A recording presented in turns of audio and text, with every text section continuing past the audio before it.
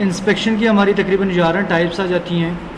इसके अंदर सबसे पहले जो आ जाती हैं आपकी methods of inspection based upon the methods of inspection के जो इंस्पेक्शन के मेथड्स हैं उसकी बेस के ऊपर।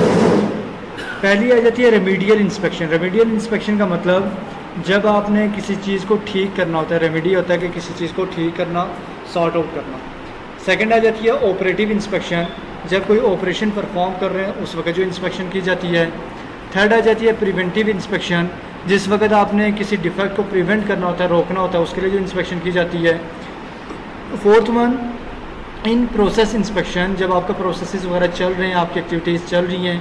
फाइनल इंस्पेक्शन, जब आपका प्रोडक्ट मुकम्मल हो जाता है। फर्स्ट ऑफ इंस्पेक्शन, जब अभी आपने प्रोसेस को स्टार्ट नहीं किया होता उससे पहले जो इंस्पेक्शन की जाती है। सैम्पलिंग इंस्पेक्शन, जब प्रोडक्ट तैयार हो जाते हैं तो उनमें से कोई सैंपल वगैरह लेना, उनको उठा के उनको चेक करना। की ऑपरेशन इंस्पेक्शन, जब आपके स्पेसिफिक ऑपरेशन वगैरह चल रहे हैं उनके दौरान वहाँ पे इंस्पेक्शन करना।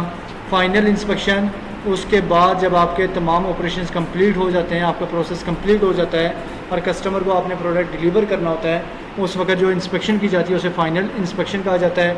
इंड्योरेंस इंस्पेक्शन, जिसके अंदर देखा जाता है कि कौन से एरियाज़ हैं जिनके अंदर आपने चीज़ों को बेहतर करना है।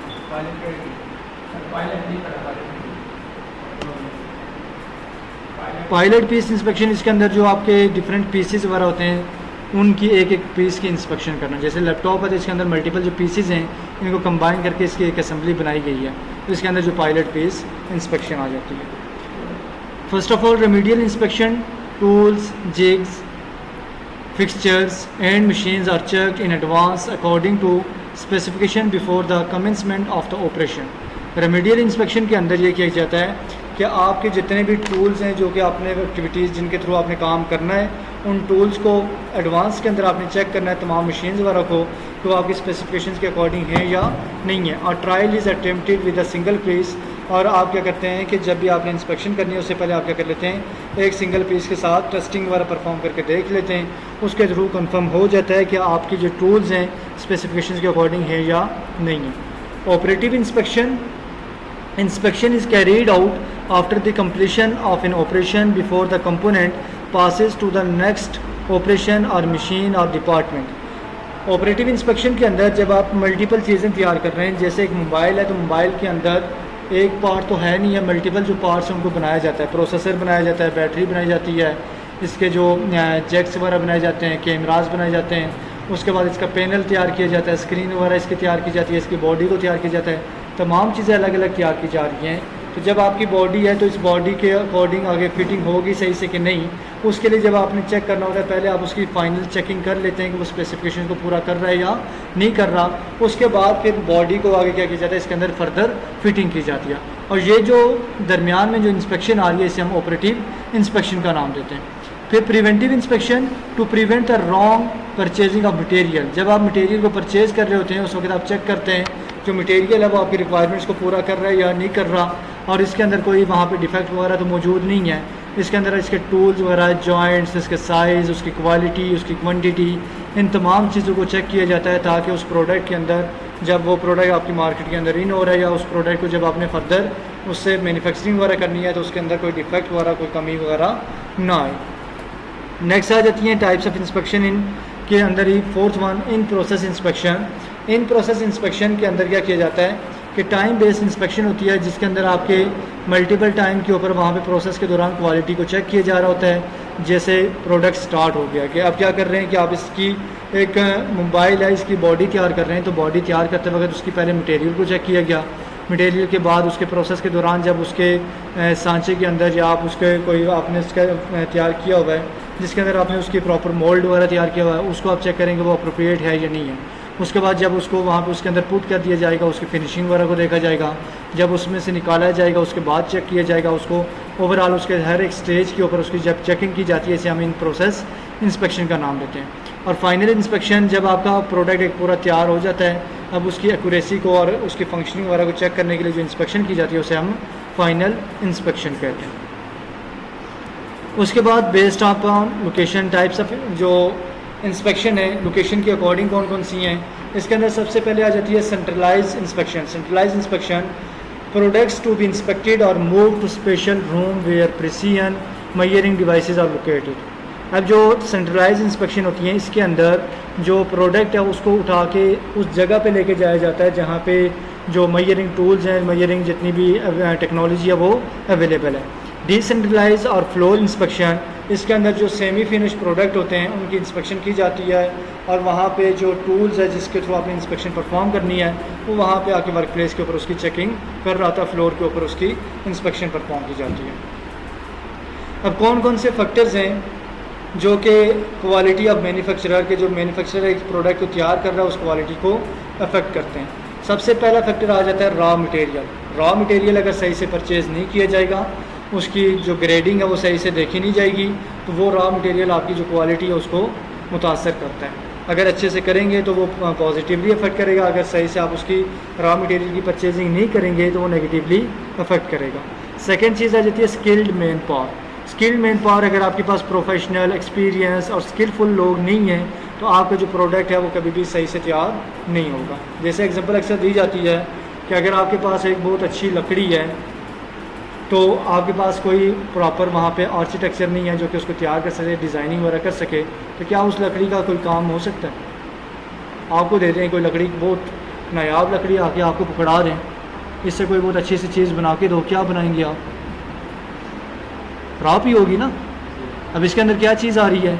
स्किल्स आ रही हैं। उसी की जगह अगर एक नॉर्मल लकड़ी किसी प्रोफेशनल पर्सन को दी जाए तो वो उसको कन्वर्ट करके एक प्रॉपर फाइनल और फिनिश प्रोडक्ट के अंदर, गुड प्रोडक्ट के अंदर कन्वर्ट से कर सकता है। तो अब ये जो चीज़ है वो मैन्युफैक्चरर जो है, क्वालिटी ऑफ मैन्युफैक्चरर को अफेक्ट करती है कि उसके पास जो मेन पावर है उसकी स्किल्स क्या हैं। थर्ड, जो मशीन्स और इक्विपमेंट्स हैं वो कौन से यूज़ हो रहे हैं, टेक्नोलॉजी कौन सी यूज़ हो रही है, 1950 वाली यूज़ हो रही है, 2000 वाली यूज़ हो रही है या 2025 वाली यूज़ हो रही है। सारों की एफिशिएंसी के अंदर फ़र्क है, काम करना, उनसे जो फाइनल प्रोडक्ट प्रोड्यूस होगा उसके अंदर फ़र्क है, वो जो एनर्जी लेंगे वो उसके अंदर डिफरेंस आता है। जैसे 5 से 6 साल पहले की एग्जांपल लें, ये 5 से 6 साल पहले ये आपको बल्ब नज़र आ रहे थे, कौन से नज़र आते थे? कांच वाले ना, ग्लास का जो बना होता था वो 100 वाट वाला, 200 वाट वाला। अब ये 100 वाट के अंदर कितने लग जाते हैं? 5 वाट का लगाएं तो 20 लग जाएंगे, 3 का लगाएं तो 33 लग जाएंगे, 12 वाट 10 का तो नहीं होता, 12 का होता है, 9 और 12 आता है। 9 के लगाएंगे तो तकरीबन आपके 12, 10, 11 आ जाएंगे, और अगर आपके 12 वाले होंगे तो 8 आ जाएंगे। पहले ये एक ही रखता था और लाइट भी उसकी येलो होती थी। अब इसी के अंदर जो आपकी मशीनरी और इक्विपमेंट्स हैं वो कितने एफिशिएंट हैं, कितनी एनर्जी कम यूज़ कर रहे हैं। अगर वही बल्ब आप 4 लगा लें, अभी 400 वाट तो बिजली कंज्यूम करेंगे ना, उसी की जगह 4, 4, 8 लग गए, एक बल्ब की बिजली खा रहे हैं और पूरे रूम को इन्होंने सही से रोशन किया हुआ है। वो बल्ब यहाँ पे लगाएंगे, पूरे रूम को रोशन भी नहीं करेगा, आपकी पावर ज़्यादा यूज़ हो रही है, एनर्जी ज़्यादा यूज़ हो रही है, मतलब आपकी जो कॉस्ट है वो ज़्यादा स्पेंड हो रही है। तो इसके अंदर देखा जाएगा जो मशीनरी और इक्विपमेंट्स हैं वो कितने इफेक्टिव हैं, कितने मॉडर्नाइज हैं, कितने वो प्रॉपर सही से काम कर रहे हैं। उसके बाद जो आपके प्रोसेसेस चल रहे हैं, क्या प्रोसेसेस मॉनिटरिंग के अंदर हैं या नहीं है, प्रॉपरली उनको मॉनिटर किया जा रहा है, नहीं किया जा रहा, प्रोसेसेस के अंदर वहाँ पे स्टैंडर्ड्स को, रूल्स एंड रेगुलेशंस को फॉलो किया जा रहा है, नहीं किया जा रहा, प्रोसेसेस जो हैं वो प्रॉपरली मॉनिटर हो रहे हैं, नहीं हो रहे। तो ये जो चीज़ है ये भी क्या करती है कि वहाँ पे अफेक्ट कर रही होती है। उसके बाद डिज़ाइन, जो चीज़ आपने तैयार करनी है उसका डिज़ाइन भी तो उसको अफेक्ट करता है। तो डिज़ाइन जो स्टेज होता है वो सबसे ज़्यादा इम्पोर्टेंट होता है। इसके अंदर डिसाइड किया जा रहा होता है कि जो कस्टमर को आपने चीज़ पकड़ानी है वो कैसी होगी। अब इसी बल्ब को इस शेप में बना लें, बन जाएगा ना, मसला तो कोई नहीं है, लेकिन वो तो आगे कंज्यूमर नहीं ना मांगेगा, उसके लिए अफोर्डेबल नहीं है। अब डिज़ाइन जो है वो भी क्या है, या बॉटल को आप बल्ब की शेप में बना लें, सही होगा?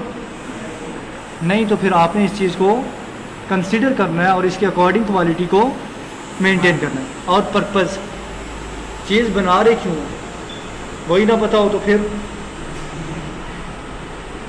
फॉर एग्जाम्पल आपको यही नहीं पता क्वालिटी का कोर्स क्यों कर रहे हैं, क्यों कर रहे हो? जॉब करनी है ना, क्या जॉब करनी है, क्या क्वालिटी चेक करनी है, किसकी करनी है, किस प्रोडक्ट की करनी है, कौन से प्रोडक्ट की करनी है, जो भी हो वो तो आपको ऐसे नहीं कहेंगे। आप जाएं वो आपसे पूछे कि हाँ जी कौन सा काम आपको आता है, जो भी हो कर लेंगे। नहीं तो उनका अपना स्टैंडर्ड होगा ना उनके साथ। नहीं वो स्टैंडर्ड तो बाद की चीज़ है। फील्ड कौन सी है? अब आपको पता होना चाहिए ना, जिसमें भी जॉब मिल जाए वो डिफरेंट चीज़ है। अब उसके अंदर आपको ये पता होना चाहिए कि आप तैयारी किसके लिए कर रहे हैं। कोई ना कोई आपको फील्ड या फर्स्ट कौन सी है जो आपकी प्रायोरिटी है, सेकंड पे कौन सी है, थर्ड कौन सी है। अब ये चीज़ आपको हेल्प करती है आपके जो गोल है उसको बेटर वे के अंदर अचीव करने में। अदरवाइज़ आप ओपन कर लें 20 फील्ड आपको क्वालिटी की मिल जाएंगी। अब 20 की इकट्ठी तैयारी तो आप नहीं ना कर सकते। 20 को इक्वली इंपॉर्टेंस देना, 20 के अकॉर्डिंग तमाम चीज़ें प्रिपेयर करना पॉसिबल नहीं है। अगर उसके ऊपर आप करेंगे वो उसके अंदर इफेक्टिवनेस नहीं होगी, इतना सही से आप काम कर नहीं पाएंगे, तो फिर क्या होगा? फिर ये बात आएगी, फिर बात ये आएगी कि जॉब्स नहीं मिल रही, जॉब्स है ही नहीं है, फिर बात ये आ जाएगी। तो ये 6 चीज़ें हैं जो हैं, 6 ही है ना, 6 चीज़ें जो हैं ये अफेक्ट करती हैं किसको? मैन्युफैक्चरर क्वालिटी को। उसके बाद आ जाता है total quality management. Total quality क्या है और टोटल क्वालिटी मैनेजमेंट क्या है? क्वालिटी क्या, टोटल क्वालिटी क्या है? जी मैं पढ़ा चुका हूँ आपको जी। 2 फील्ड्स आपकी बाकी रह गई हैं, कौन सा नहीं पढ़ा? माइंड है,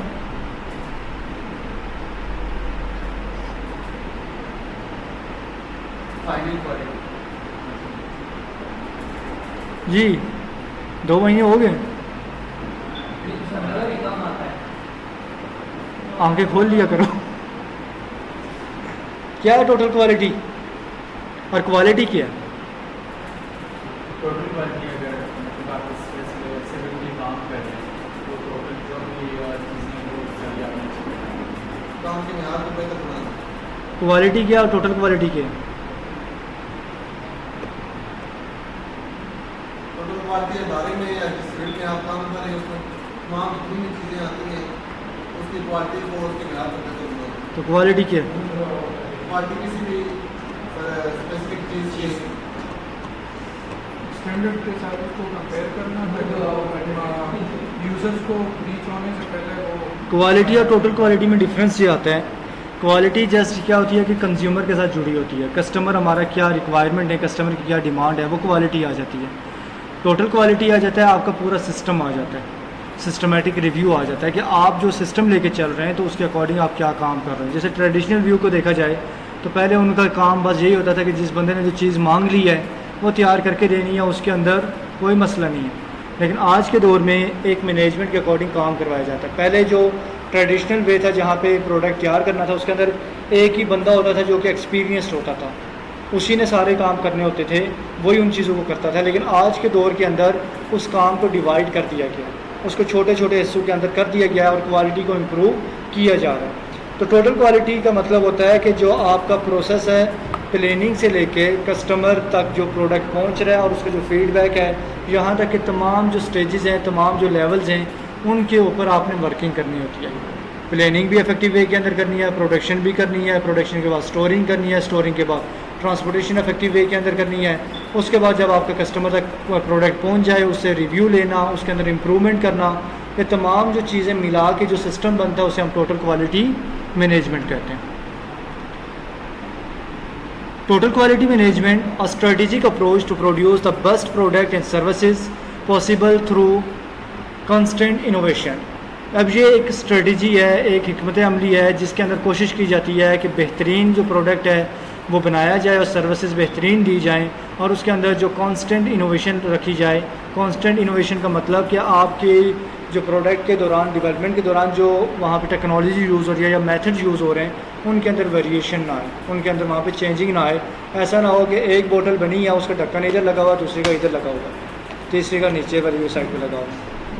अब ये कांस्टेंट इनोवेशन तो नहीं ना आ रही है। अब इसके अंदर कांस्टेंट क्या है कि ये बोतल बनी है तो तमाम बोतल्स का साइज़, तमाम बोतल की कैपेसिटी, तमाम बोतल का वेट, तमाम बोतल की फिक्सिंग इक्वल होनी चाहिए। अब उसके अंदर तमाम बॉटल्स इक्वली स्टैंडर्ड्स को फुलफ़िल करनी चाहिए। A journey to achieve excellence in all aspect of organisation, और ये टोटल क्वालिटी मैनेजमेंट एक ऐसी जर्नी है जिसके अंदर कोशिश की जाती है कि तमाम जो एरियाज़ हैं उनके अंदर वहाँ पे एक्सीलेंस गेन की जा सके, अपने जो प्रोसेसेस हैं उनको इम्प्रूव किया जा सके। जैसे मैंने आपको पहले बताया कि प्लानिंग को भी इफेक्टिव वे के अंदर करना, प्रोडक्ट की परचेजिंग, जो रॉ मटेरियल की परचेजिंग है, उसके बाद जो हमने 6 फैक्टर्स ऊपर अभी देखे हैं, इन तमाम फैक्टर्स को जब इफेक्टिवली इक्वली आप इम्पोर्टेंस देंगे, तमाम के ऊपर काम करेंगे, तो वो टोटल क्वालिटी मैनेजमेंट आएगा। To achieve complete lack of defects, अब आप कोशिश करेंगे कि कंप्लीट लैक ऑफ डिफेक्ट है, मतलब जस्ट प्रोडक्ट के अंदर डिफेक्ट को नहीं देखना, आपने अपनी मेन पार्ट के अंदर भी देखना है, आपने अपने सिस्टम के अंदर भी देखना है, आपने कम्युनिकेशन जो मेथड्स हैं उनको भी देखना है, आपने वहाँ पे तमाम जो अपना टॉप टू बॉटम तक सिस्टम चल रहा है उस पूरे को देखना है। ऐसा तो नहीं है कि वहाँ पे कम्युनिकेशन बैरियर आ रहा है, ऐसा तो नहीं है कि वहाँ पे प्रोडक्ट के बारे में आपके पास स्टैंडर्ड्स अवेलेबल नहीं है, ऐसा तो नहीं है कि आपने जो प्रोडक्ट के अंदर टेक्नोलॉजी यूज़ कर रहे हैं उसके प्रॉपर आपके पास चीज़ें अवेलेबल नहीं हैं। इसके अंदर कोशिश की जाती है कि अचीव किया जाए कंप्लीट लैक ऑफ डिफेक्ट्स, कि हर एरिया के अंदर जो आपकी कमियां हैं उनको दूर किया जाए। Focus on customer satisfaction and continuous improvement, इसका फोकस 2 चीज़ों के ऊपर होता है। एक तो कस्टमर के पास जो प्रोडक्ट पहुँचे वो बिल्कुल उससे सेटिस्फाइड हो, उसे कोई कंप्लेन ना हो। सेकंड चीज़ ये देखना कि उसको हमने फर्दर बेहतर कैसे करना है, उस प्रोडक्ट के अंदर कौन से एरिया के अंदर हमने बेहतरी लेके आनी है। तो ये जो प्रोसेस होता है तो इसको हम टोटल क्वालिटी मैनेजमेंट का नाम देते हैं। और जो टोटल क्वालिटी मैनेजमेंट है तो इसकी ज़रूरत क्यों है? To build and develop best organisation, अगर आप चाहते हैं कि आपकी ऑर्गेनाइजेशन बेस्ट हो, रेपुटेशन उसकी अच्छी हो, ब्रांड इमेज बने, तो उसके लिए फिर चाहिए कि वहाँ पे टोटल क्वालिटी मैनेजमेंट की जाए। उसके बाद अगर आप चाहते हैं कि आपके प्रोडक्ट की क्वालिटी कंटिन्यूसली इम्प्रूव हो, उसके बाद अगर आप चाहते हैं कि आपका to build a happy bright place, अगर आप अपने वर्कर्स को एक सेफ़ और सिक्योर इन्वायरमेंट प्रोवाइड करना चाहते हैं, उसके बाद अगर आप चाहते हैं कि आपकी जो प्रॉब्लम्स सॉल्विंग जो स्किल्स हैं वो बेहतर हों, उसके बाद अगर आप चाहते हैं कि आपके जो रूटीन के काम है वो स्टैंडर्ड के अकॉर्डिंग हों, उनके अकॉर्डिंग डेवलप हों, क्वालिटी प्रोसेस इफेक्टिवली फॉलो हो, इन तमाम चीज़ों को अचीव करने के लिए फिर आपको टोटल क्वालिटी मैनेजमेंट करनी पड़ती है। बस क्या आगे भी करें?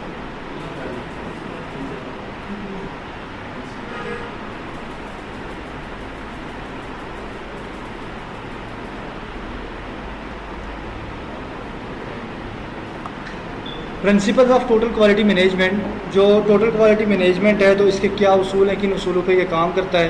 पहला इसका उसूल ये है कि इसने क्या करना होता है, अपने कस्टमर को अंडरस्टैंड करना होता है, कस्टमर के रिक्वायरमेंट को जानना होता है, उसके नीड्स क्या हैं, उसके प्रोडक्ट क्वालिटी के बारे में क्या उसके राय है, क्या वो चीज़ चाहता है, उसके अंदर किस लेवल की इंप्रूवमेंट वगैरह होनी चाहिए। सेकंड चीज़ इसका जो प्रिंसिपल है कि जब भी आप टोटल क्वालिटी को मैनेज करना चाहते हैं उसके अंदर इफेक्टिव लीडरशिप भी होनी चाहिए। विदाउट लीडरशिप कभी भी प्रोसेस के अंदर क्वालिटी को मैनेज नहीं किया जा सकता। उसके बाद आपने क्या करना है कि जब क्वालिटी को मैनेज करना है तो वहाँ पे आपने पूरी टीम को इन्वॉल्व करना है, तमाम लोगों को आपने इन्वॉल्व करना है। जैसे मैंने आपको एग्जांपल दिया कि पहले ये होता था कि आपके जो तमाम जो ब्लेम होता था किसी एक पर्सन के ऊपर डाल दिया जाता था, लेकिन आज के दौर में ये नहीं है।